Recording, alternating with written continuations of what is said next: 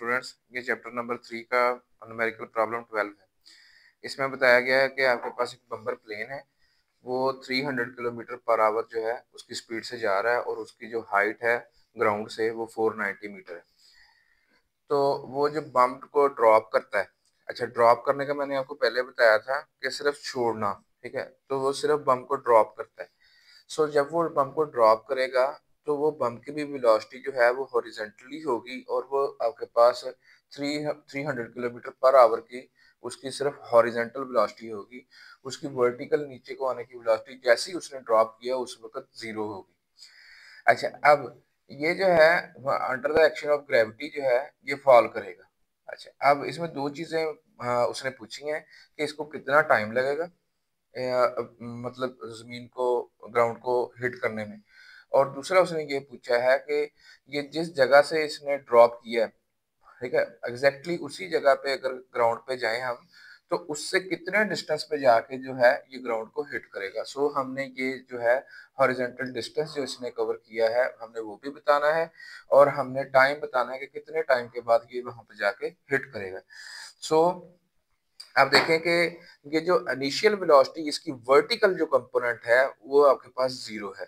सो हम वहां से स्टार्ट करेंगे और इसने ये जो आपके पास जो डिस्टेंस इसने जो ट्रेवल करना है वो 490 मीटर है।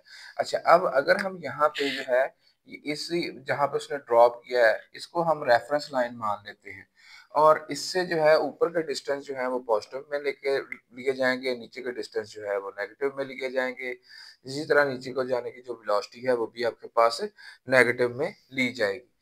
अच्छा, अब देखें कि इसने जो है ये जो हाँ, इसका जो फाइनल वर्टिकल डिस्टेंस बनता है वो आपके पास जो है वो -490 मीटर है। सो मैंने ये एस यानी ये वर्टिकल डिस्टेंस जो है इसको -490 मीटर लिया है। एक्सेलरेशन डाउनवर्ड है, अगर अपवर्ड होता तो हम इसको +9.8 लेते हैं, डाउनवर्ड है तो इसको हम -9.8 ले रहे हैं। इनिशियल वेलोसिटी वर्टिकल कंपोनेंट वो आपके पास जीरो है। क्या फाइंड करना है, टाइम आपने फाइंड करना है। तो कितना टाइम लगेगा ये -490 मीटर जो है वो डिस्टेंस ट्रेवल करने में। सो हम आपको पता है कि यूनिफॉर्मली एक्सलेटेड जो बॉडी के लिए जो इक्वेशंस ऑफ मोशंस हैं उसमें ये दूसरी इक्वेशन है S is equal to B I T plus half A T square, हम इसको यूज करते हैं जब आपके पास इनिशियल वेलोसिटी का वाई कंपोनेंट जो है वी आई वाई जो अब आपके पास जीरो है तो ये वाला जो हिस्सा है आपके पास ये जीरो हो जाएगा। अच्छा, सो एस को मैंने वाई से रिप्लेस कर दिया, नेक्स्ट स्टेप में वाई को मैंने 490 मीटर पुट कर दिया, ये वर्टिकल डिस्टेंस है। अच्छा, अब ये आपके पास हाफ ए की value -g into T square और जी की वैल्यू 9.8।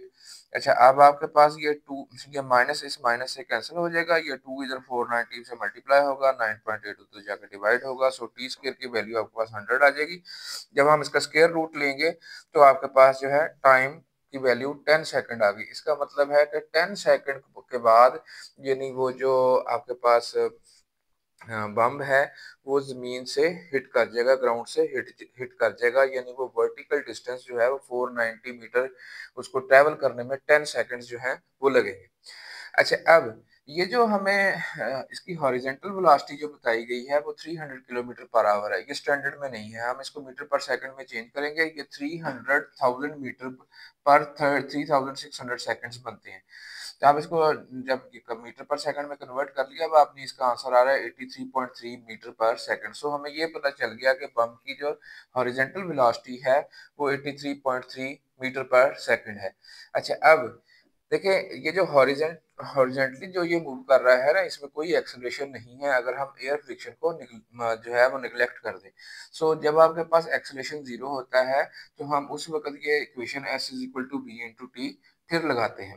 अच्छा, अब एस जो है, अब यहाँ पे एस क्या है, ये जो हॉरिजेंटल इसने डिस्टेंस ट्रेवल किया दैट इज एक्स जो हमने फाइंड करना है।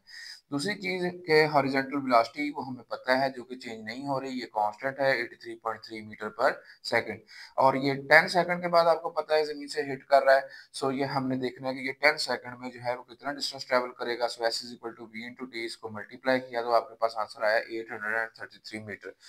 Hopefully answer the question. फिर मिलते हैं नेक्स्ट टॉपिक के साथ।